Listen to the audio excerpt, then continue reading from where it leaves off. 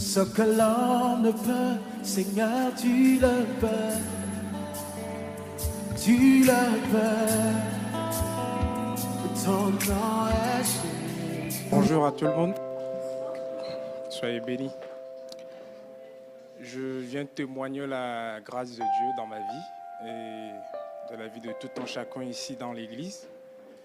Il faut dire que je suis étudiant et je suis venu en France juste l'année passée.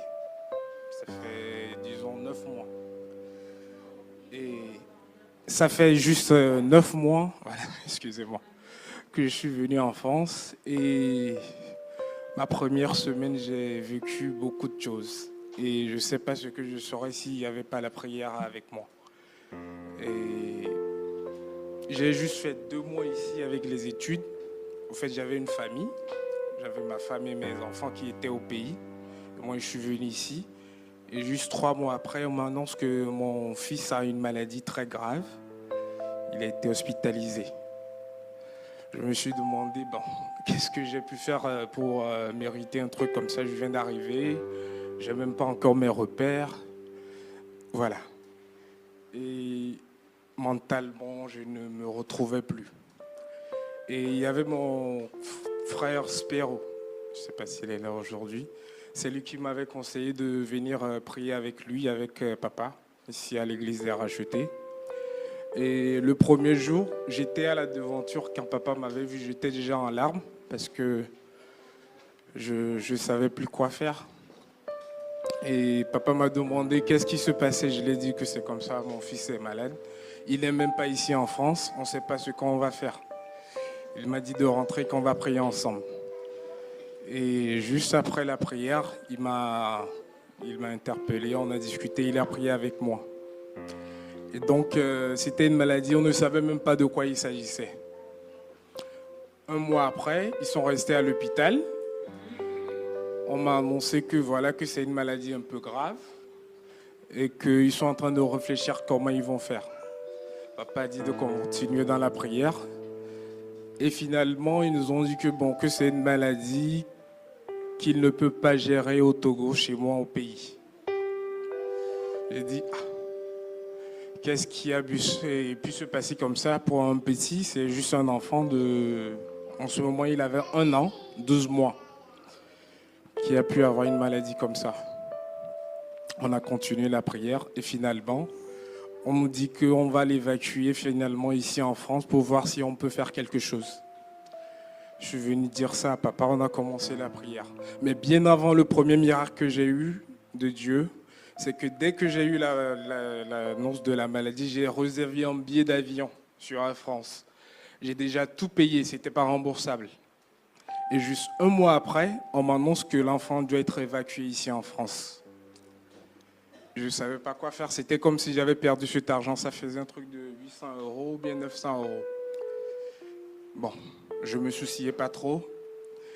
2 semaines après, puisque c'était un vol qui était programmé en fin mars, Air France m'écrit un message que c'est comme ça, ils ont eu un problème, donc ils vont décaler un peu le vol. Donc si je veux, je peux annuler le vol et puis on me rembourse tout l'argent.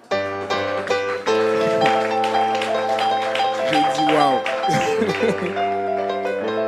Et c'était comme si c'était écrit, quoi. Et j'ai annulé, ils m'ont remboursé intégralement tout mon argent. C'était quelque chose, voilà, je ne m'y attendais pas. Ça, c'est le premier miracle. Après, on a continué les prières, on a fait les soins. Voilà, on a continué les prières, on a fait les démarches. Ça a pris du temps jusqu'à ce que l'enfant vienne ici. Quand je disais aux gens que c'est comme ça, on dit que l'enfant va venir ici, les gens me disaient, est-ce que j'étais sûr? J'ai dit oui, que papa m'a dit qu'il sera là. Et on a continué dans la prière jusqu'à fin juin. Et fin mai, début juin, on a eu l'autorisation et puis l'enfant est venu ici en France. Il a été hospitalisé, on a fait ce qu'on a pu. Malheureusement, il n'a pas pu tenir. Mais je remercie le Seigneur pour toutes les grâces qu'il a accordées. Parce que ça a été un combat. Et moi-même, mentalement, je ne savais pas ce que je pourrais faire sans la prière. Sans le soutien de tout un chacun. J'étais franchement...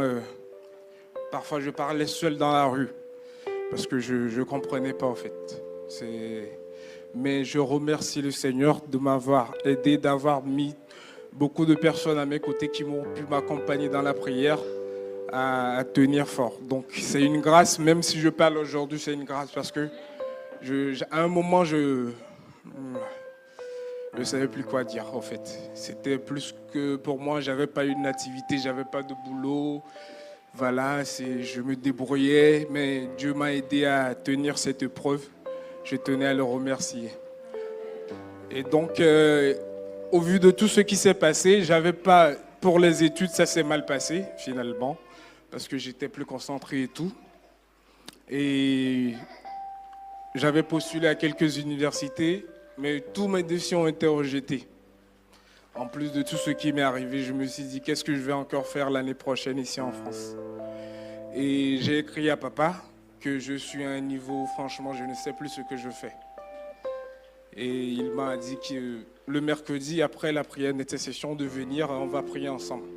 Que Dieu peut faire encore des choses. On a prié le mercredi. Il y a un ami qui m'a appelé, qu'il a trouvé une formation pour moi. J'ai postulé le lendemain. En même temps, on m'a dit qu'on va faire un entretien. Je fais l'entretien le vendredi. On me dit que je suis accepté dans cette formation. C'est la grâce de Dieu. Et j'avais pas aussi de quoi subvenir à mes besoins et tout. Le jeudi, en même temps que le jour où je dois faire l'entretien, on m'a aussi appelé à un travail où je suis aussi allé passer l'entretien ce lundi qui vient de passer. Vraiment, je peux que remercier le Seigneur de m'aider encore à reprendre une vie après tout ce que j'ai traversé. Remercier beaucoup papa. Franchement, merci à tout le monde, frère Mathieu, pour le soutien que vous m'avez accordé. Que Dieu vous bénisse.